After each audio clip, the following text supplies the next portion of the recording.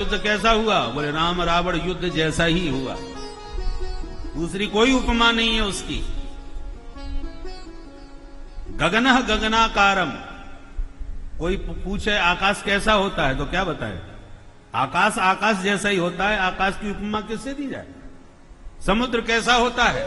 समुद्र समुद्र के समान ही होता है, समुद्र की उपमा नहीं दे सकते कि हमारी नदी जैसा है, वो जो समुद्र है ना वो तालाब जैसा होता है, नहीं बराबरी कर सकते। समुद्र समुद्र जैसा ही होता है, आकाश आकाश जैसा ही होता है। ऐसी राम रावण युद्ध जैसा ही था, कोई उदाहरण नहीं।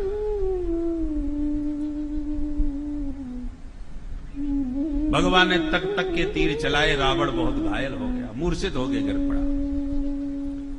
जब रावण से युद्ध की सामर्थ्य नहीं रही, बहुत घायल होकर गिर पड़ा रथ में, तो राम जी ने तुरंत युद्ध रोक दिया और रावण के पास पहुंचे और बड़े प्यार से बोले, हे लंकेश्वर, आप बहुत घायल हो गए, आपके शरीर में बहुत बाण चुभे हुए हैं, आपको अत्यंत कष्ट हो रहा होगा।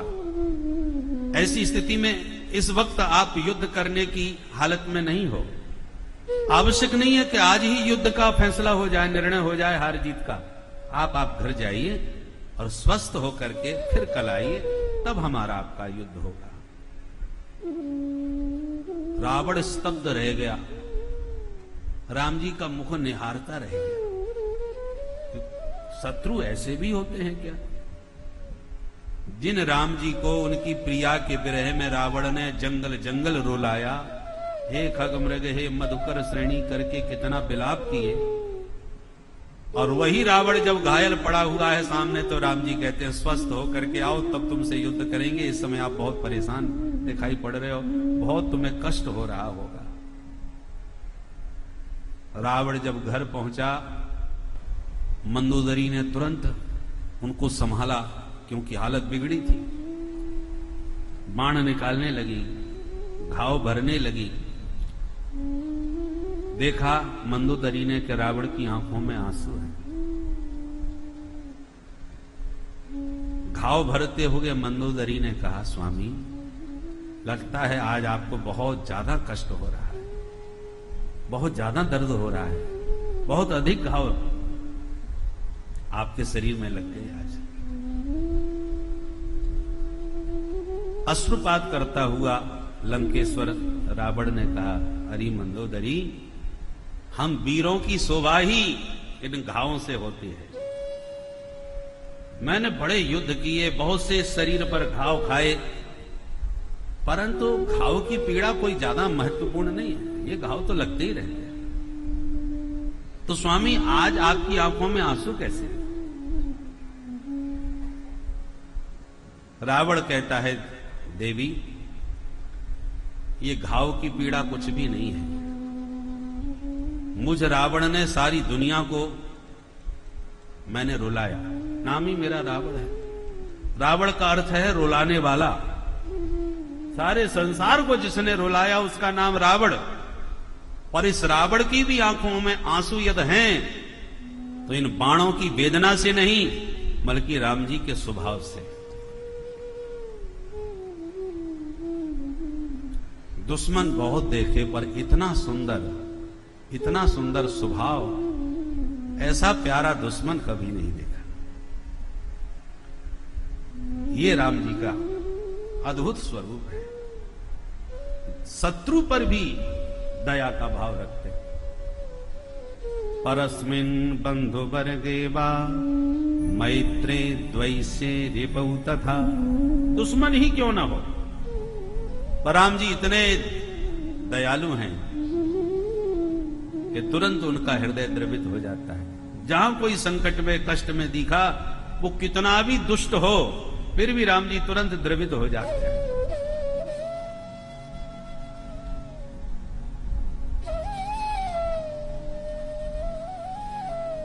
इसलिए तो गोस्वामी जी राम जी का चरित्र गान करके अंत में कहते हैं, आईन के गति पतित पावन, राम भज सुनु सठ सठ मना।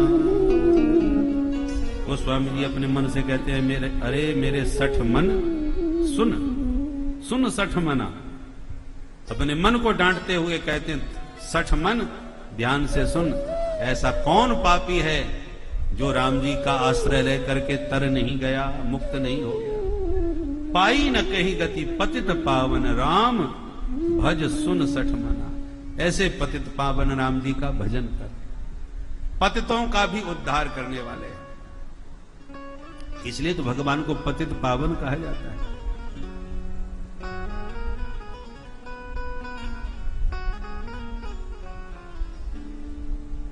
तो पहली बात, प्राणी मात्र के प्रति मन में दया होनी चाहिए। दूसरी बात, भगवान ने जितना दिया है, जो भी कुछ दिया है, उसी में संतुष्ट रहने का अभ्यास करें।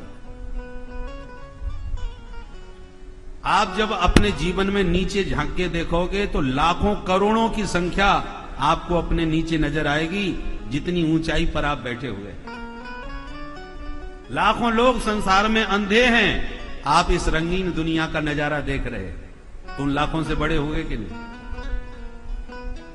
लाखों लोग बहरे हैं, सुन नहीं सकते, आप प्रेम से बैठ के भगवान की कथा सुन रहे हो, उन लाखों से बड़े हुए कि नहीं? लाखों लोग गूंगे हैं, बोल नहीं सकते, आप तो भगवान नाम संकीर्तन कर रहे हो, उनसे बड़े हुए कि नहीं? अरे तुम्हारे पास कुछ भी ना हो, केवल स्वस्थ शरीर है, तो आप करोड़ों से बड़े हो। लोगों के पास एक वक्त का भोजन नहीं है, इतने निर्धन हैं। तुम्हें तो दोनों समय चकाचक भोजन मिल रहा है, बल्कि समस्या है कि भूख नहीं लग रही, इतना खाने को भरा पड़ा है। बहुत से लोग साइकिल पर बैठने के स्वप्न देखते हैं, तुम तो गाड़ियों में घूम रहे हो।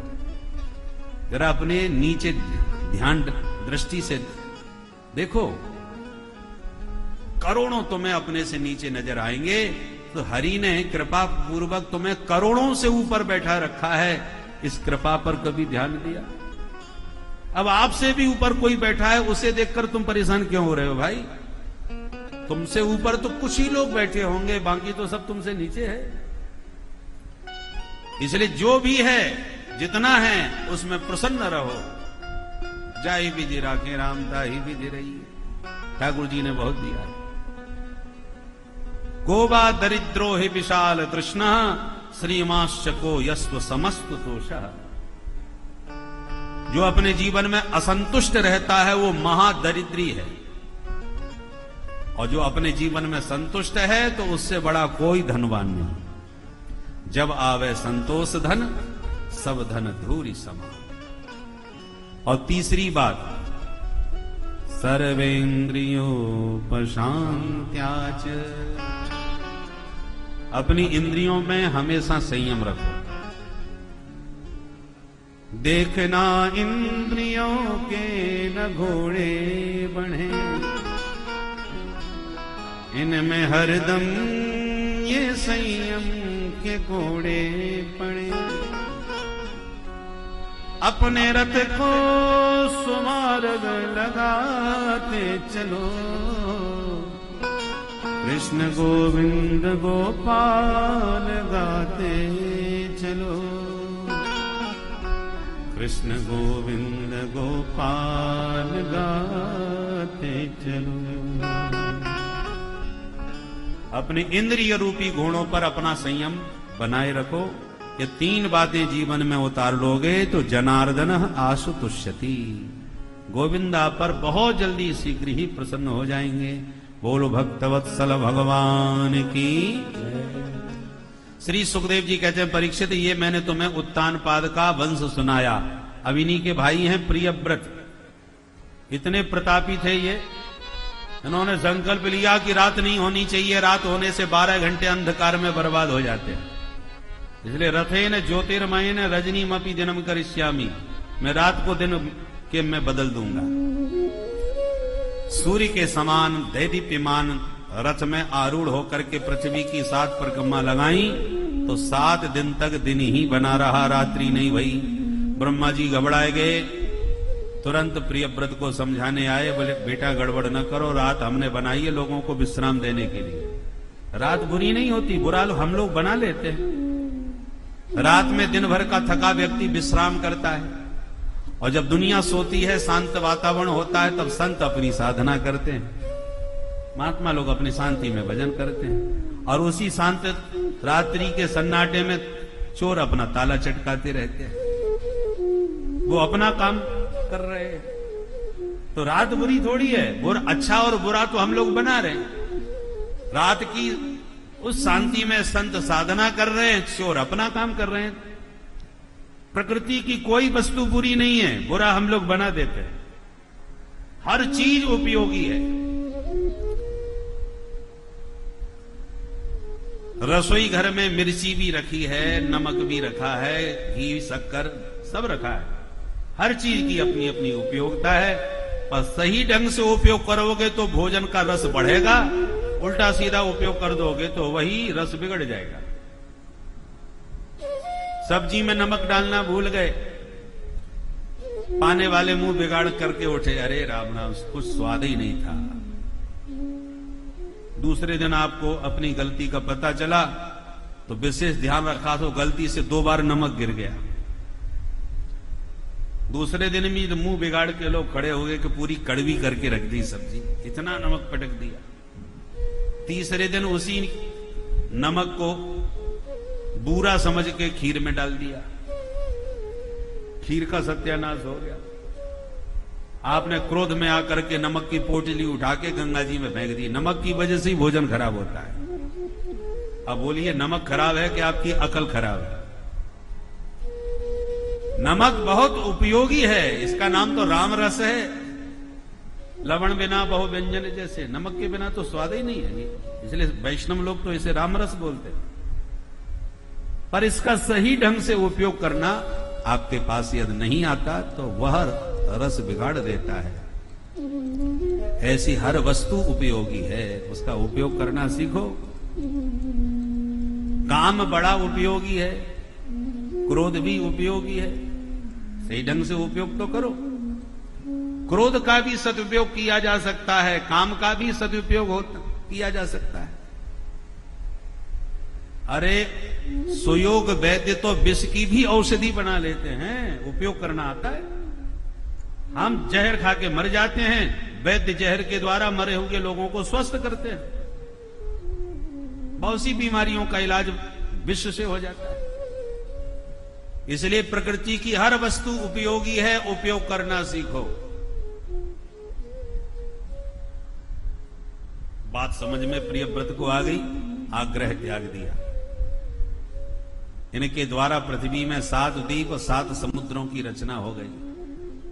सबसे पहला जम्बू द्वीप बना, जिसके राजा आग्निंद्र बने। आग्निंद्र के 9 बेटा हुए तो जम्बू द्वीप के 9 खंड हो गए। पहला खंड अजनाब खंड बना, जिसके राजा महाराज नाभि हुए, और नाभि महाराज के घर में साक्षात भगवान ऋषभ देव जी का प्राकट्य हुआ। बोले ऋषभ भगवान की जय। ऋषभ भगवान ने इंद्र की बेटी जयंती से विवाह करके 100 पुत्रों को जन्म दिया। उनमें सबसे ज्येष्ठ पुत्र का नाम है भरत, जिस भरत के नाम से इस अजनाब खंड का नाम पड़ गया भारतवर्ष। आशीत देने दम्बरसम भारतम इति व्यपदिशन्ति। भारतवर्ष यह कहलाया। ऋषभ देव जी ने बच्चों को उपदेश दिया और परमहंस बन के विचरण करने लगे।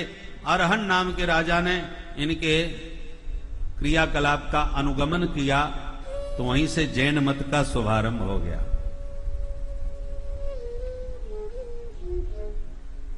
भरत जी ने 5 पुत्रों को जन्म दिया। सबसे बड़े बेटे को सत्ता सौंप करके भरत भजन करने चले गए पुलहाश्रम में, पर मृग के बच्चे में इनकी आसक्ति हो गई, और इतनी आसक्ति हो गई कि मरते मरते उसी को याद करके प्राण त्यागे। तो इनका अगला जन्म मृग शरीर में हुआ। अंति यामति सागति, जिसको याद करके मरोगे वही बनोगे। इसलिए अंत भला तो सब भला। सन्यास आश्रम 4थे चरण में इसलिए रखा है कि सबसे मन हटा करके सबके ममता ताग बटोरी। सबसे ममत्व मिटा करके माधव से जोड़ो, वो अंत संभाल लिया तो जीवन सुधर गया, बन गया। मृग की याद में मरने से मृग बने, और भजन के प्रताप से मृग शरीर में याद बनी रही, तो मृग शरीर भी त्याग करके अगला जन्म एक ब्राह्मण परिवार में हुआ। अब तो मैं ब्रह्म ज्ञानी बनूंगा, ऐसा पक्का संकल्प लिया। माता पिता पधार गए और भाइयों ने इन्हें पागल समझ लिया, नाम रख दिया जड़ भरत। भरत जी को खेतों में बैठा दिया, तुम किसी काम के तो हो नहीं, खेतों में ही रहा करो। डकैतों को नरबली की आवश्यकता पड़ी, सो महाराज जी कोई बलि चढ़ाने के लिए ले गए, और भद्रकाली के चरणों में जैसी बलि चढ़ानी चाहिए तो भद्रकाली प्रकट हो गई, तलवार छीन के सब डकैतों की गर्दन को काट दिया।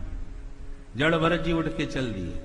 सामने से पालकी में बैठ के रघुगण आ रहे थे, उनमें से एक कहार बीमार हो गया, पालकी ढोने वाला। राजा ने कहा इस बीमार को हटाओ, किसी और को लगाओ। इतने में सामने से जड़ भरत जी आ गए। कहारों को लगा मोटा तगड़ा है, बढ़िया पालकी ढोएगा, पकड़ो इसको। ए बाबा लग जाओ आगे। ठीक है, धर दो कंधे पर। अब बीमार को हटा के महाराज जी को लगा लिया। अब महाराज जी तो नीचे देख के चलते हैं, कहीं चींटा चींटी ना मर जाए। चलते चलते जड़ भरत जी को पैर के नीचे चींटा दिखाई पड़ गया, तो उसे बचाने के लिए छलांग मार दी। अब पालकी ढोने वाला छलांग मारे तो पालकी का हाल क्या होगा।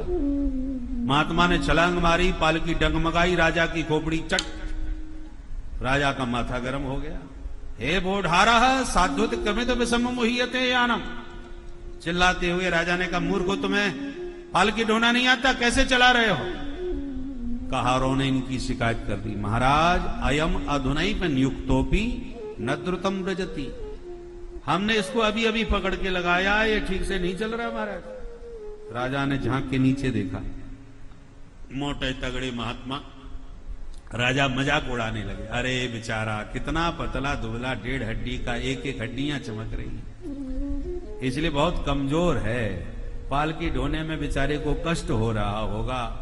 ऐसे व्यंग बाण चलाए, पर जड़ भरत जी चलते गए, जवाब नहीं दिए। फिर कोई चींटा दिखाई मिल पड़ा तो फिर उछल गए। अब राजा ज्यादा गर्म हो गए। प्रमत्तस्य करोमि चिकित्साम दंड पाणी रिव। मूर्ख कहीं के ऐसा दंड दूंगा जिंदगी भर याद रखेगा। नाटक कर रहा है ताकि मैं तुझे भार मुक्त कर दूं। जब बहुत डांटे फटकारे, तब जीवन में पहली बार जड़ भरत जी आज बोल पड़े।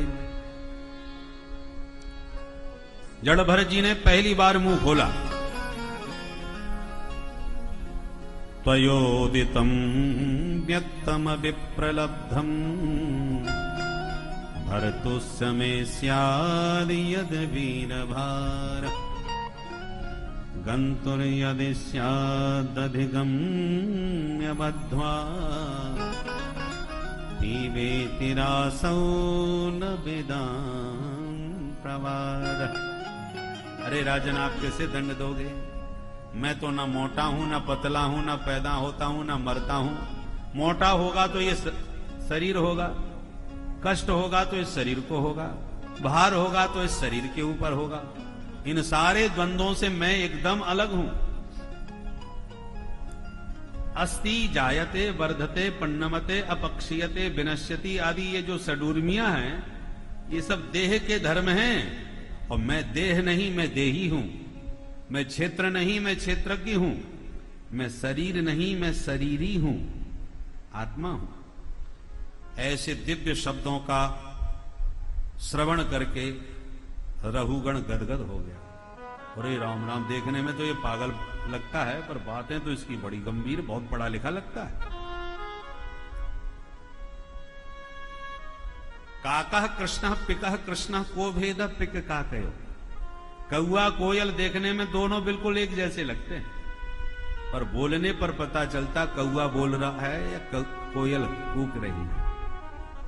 कौआ कांव कांव करता है तो लोग पत्थर मारते हैं, कहां सवेरे सवेरे कांव कांव करने आ गया। और कोयल बोलती है तो सबके कान खड़े हो जाते हैं, कहां बोल रही है, इतनी मीठी आवाज है। उसी प्रकार सकल सूरत से सब एक से लगते हैं, सज्जन दुर्जन का क्या पता चले। पर व्यक्ति जब बोलता है तो उसकी वाणी से, उसके शब्दों से उसके व्यक्तित्व का पूरा पता चल जाता है। व्यक्ति के शब्द उसकी सोच, उसकी मानसिकता सब कुछ बता देते हैं।